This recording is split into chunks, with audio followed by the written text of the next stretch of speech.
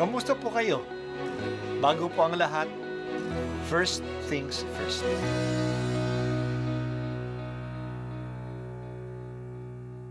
Good morning po. Sinisimulan po natin ngayon ang first things first. At dito po, tinatalakay natin sa unang bahagi ng umaga natin ay ang first readings na binabasa po sa banal na misa. Ito pong tinatalakay natin kasi madalas po kasi marami na tayong alam tungkol sa gospel readings. Pero konti po ang nagsasalita sa first readings. Pero ang first readings, bahagi din po yan ng Biblia, ng banal na kasulatan. Kaya susubaybayan po natin ang mga first readings, basahin po natin at kuminsan kailangan ng basahin ng 2 o 3 beses bago maintindihan kasi hindi po tayo familiar sa mga istorya at sa mga kaisipan na tinatalakay dito. Ang pagbasa mula sa aklat ni Propeta Isaias. Ito ang sabihin sa pinanghihinaan ng loob. Huwag kang matakot. Lakasan mo ang iyong loob. Darating na ang Panginoong Diyos at ililigtas ka sa mga kaaway. Ang mga bulag ay makakikita at makaririnig ang mga bingi. Katulad ng usa, ang pilay lulundag. Aawit sa galak ang mga pipi. Mula sa gubat ay bubukal ang tubig. At ang mga batis dadaloy sa ilang. Ang umuusok na buhanginan ay magiging isang lawa. Sa tigang na lupa ay babalong ang tubig. Ang salita ng Diyos. Salamat sa Diyos. Maganda ang panawagan sa mga pinanghihinaan ng loob. Huwag kang matakot. Lakasan mo ang iyong loob. Darating na ang Panginoon at ililigtas ka sa mga kaaway.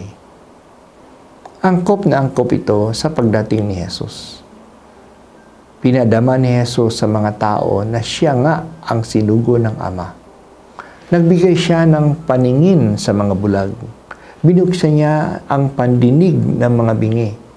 At ganon din na pagsasalita ang mga pipi. Nagbigay siya ng sigla sa mga nalulumbay. Ginawa ito ni Jesus nung siya ay dumating. At ang mga ginawa niya ay nakasulat sa mga ebanghelyo.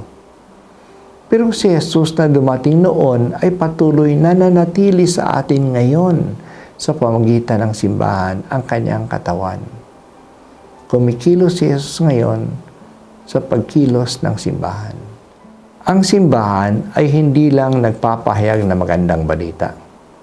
Hindi lang nagsasalita ang simbahan, siya ay kumikilos din. Ang simbahan ay sumasamba at nagpapahayag na mayroon ding works of mercy.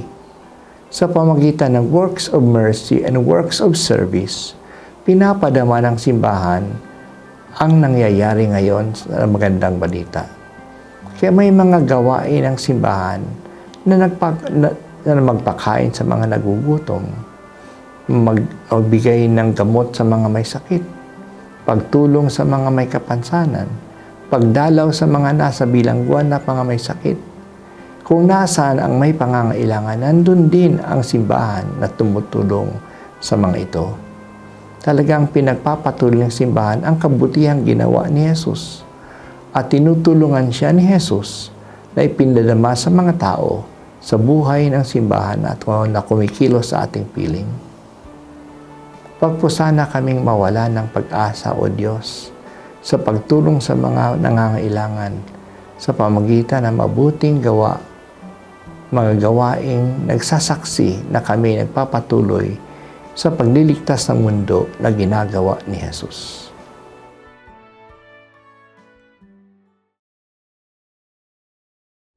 At ako po ay si Bishop Broderick Pabilio dito sa First Things First.